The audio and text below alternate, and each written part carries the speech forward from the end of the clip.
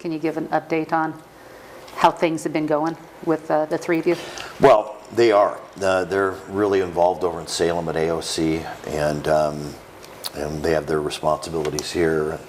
And I focus mainly on our area, but they're going, 100 miles an hour, a lot of different directions.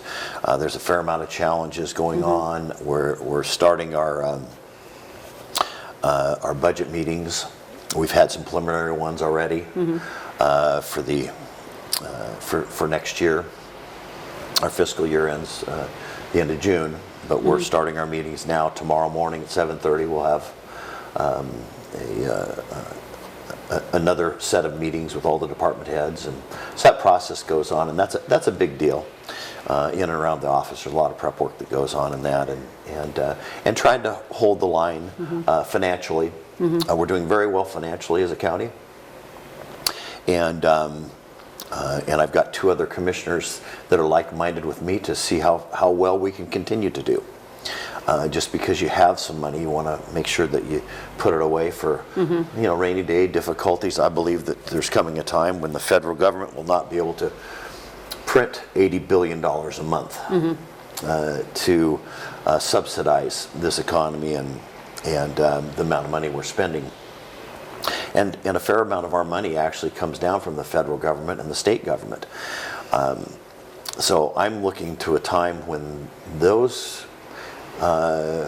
sources, get turned down, throttled back, and it's going to be more on us how we've managed preparing for that, and how we can move into the future, because there's things that you really owe the public. The safety, the roads, some health and human services. We've got the courthouse, we've got the jail. There's certain responsibilities that we have to perform. And there's others over the years. The umbrella has gotten bigger and bigger over the last 30 or 50 years. It's gotten quite big. And, big government. Potentially there'll come a time when that's going to have to shrink back, and we'll have to face those facts. But we're saving money in light of the challenges, the economic challenges that are in our nation and in our arena here. The economy is not that strong. It hasn't really come back from the recession. If we head into another one, it'll be an interesting challenge. And there's all kinds of things happening, but I want to go a little bit off course with you, and you know me well enough to allow me to do that, and I appreciate it. And so I'm just grateful with all the challenges in the county government, in our personal lives. I mean, nobody lives with just one set of challenges. And so, for instance, in our lives, we have 4 children, and 2 are out of college. One's a senior in college, one's in the military overseas. My wife has a business. We have had a construction business for 27 years, and we just finally shut that down in September. We finished up with properties we had and got all that taken care of. And we both have widowed mothers, and so the challenges are immense. But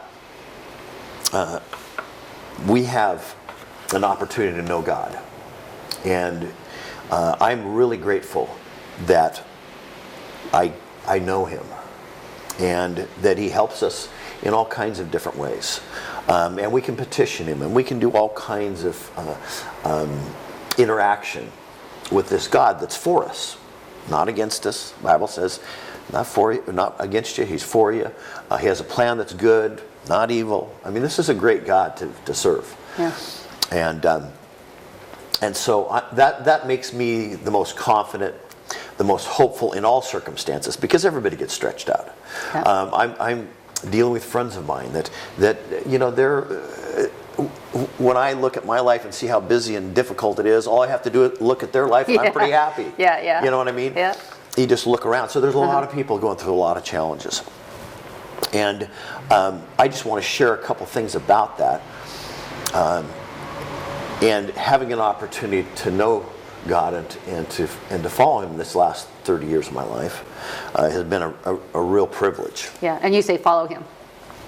Yeah. Follow Him, yeah. Yeah. And a lot of times when people, they don't think too much of God, a lot of times it's because they're going against what God wants for them. And so God can't help them if God can try to help them, but God isn't going to do it for anybody. It's up to them to follow.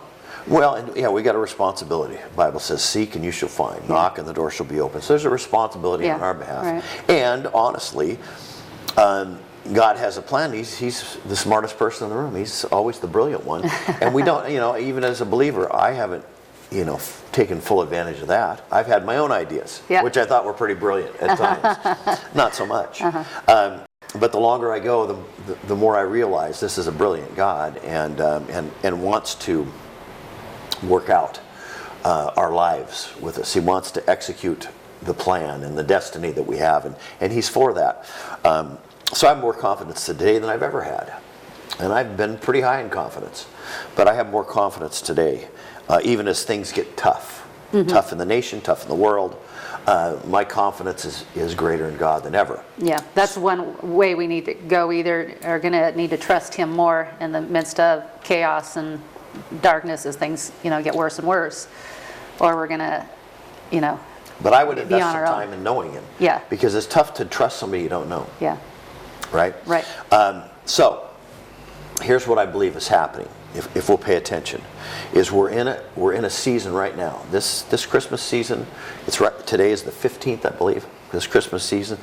I believe we're in a season of breakthrough if we'll take advantage of it. Something unique is happening. God, being a good God, wants to pour out some things on our lives and difficulties, things that we've run up against that we couldn't fix, some relationships or business things or whatever it is, a myriad of different things that have been a challenge to us, and we just haven't been able to get them solved. That I believe this is a season, if we'll pay attention and have a grateful heart. Nobody wants to bless a brat, right? Right. If your kids aren't behaving, the last thing you want to do is do Give them something something extra special for them. Yeah. So we need to have a good attitude and be looking for areas to bless people. This is a season of giving, of blessing. It should be year-round, but this is kind of a focus time. And so that's what I'm recommending. Look to see who you can help, what you can do, because it opens up things for our own lives. It's about sowing and reaping and all the things that you ever heard about it. That's really what it is. It's helping other people get to where they're supposed to go, and somehow that opens up things over your life to release things in your life that you haven't been able to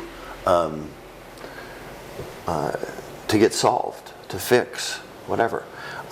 It has an effect, and there's a principle that opens things up over your own life, and voila, things that just couldn't be fixed are now fixed, amazingly.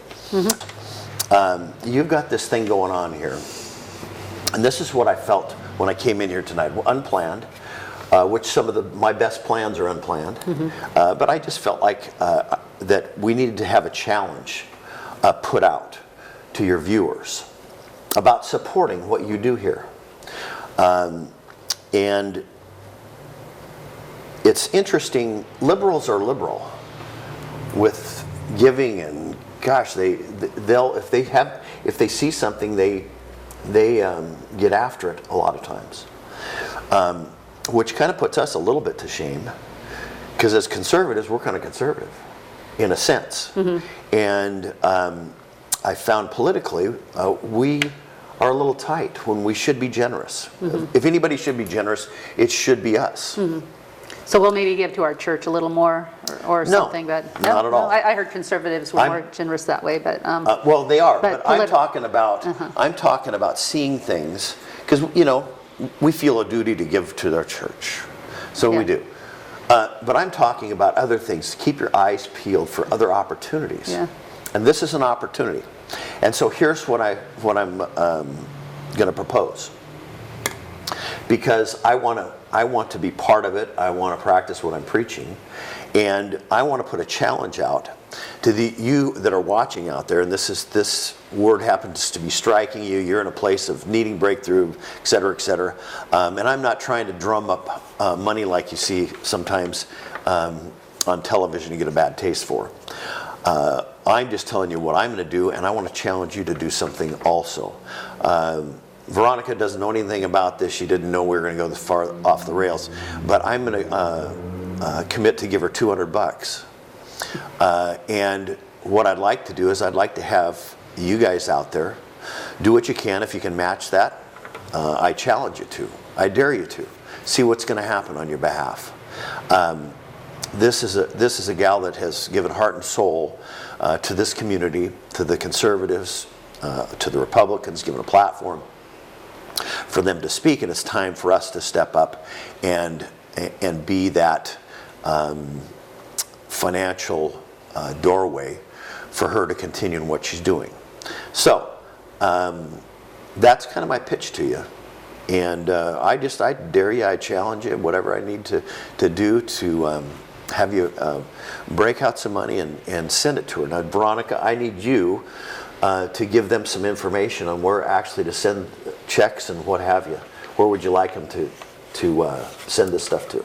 Well, and I know I've taken you a little bit by surprise, but yeah. That's tough. Yeah, it is, yeah. Well, thank you. I have had a hard time asking for help. I know. That's where I get in the situation, I guess, I'm in, and I know a lot of people are the same way.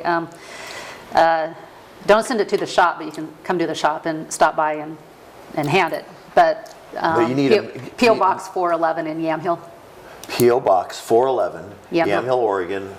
Zip code is 97148. 97148. And maybe I'll put the And what do you want the title on that? 11th Hour, Veronica, what? 11th Hour? 11th Hour Productions, News and Views, either one. Okay. Yeah. So please take up the challenge. Do yourself a favor. So. Well, thank you, Alan, for that. Okay. Can you? Now, what would you like to talk about? Now that I've taken your show over. No, if you have more there, but I can talk a little bit about what I feel like I'm doing here, Sure. besides a show, doing a show. And we have women here that have gifts, and I'm trying to find ways to help build gifts up in people, because in the 11th hour, the Bible talks about the 11th hour, where Jesus said, "Sir, what are you doing standing here?" And he said, "Nobody's put me to work." And he's like, "Well, go work now. It's time to work." And I feel like now is the time for people to work. When darkness comes, the 11th hour, Jesus comes at midnight. The 11th hour is just before Jesus comes. I think we're right in that time when people need to either, if they're not doing something, they're going to get discouraged. So it's time to do something for everybody.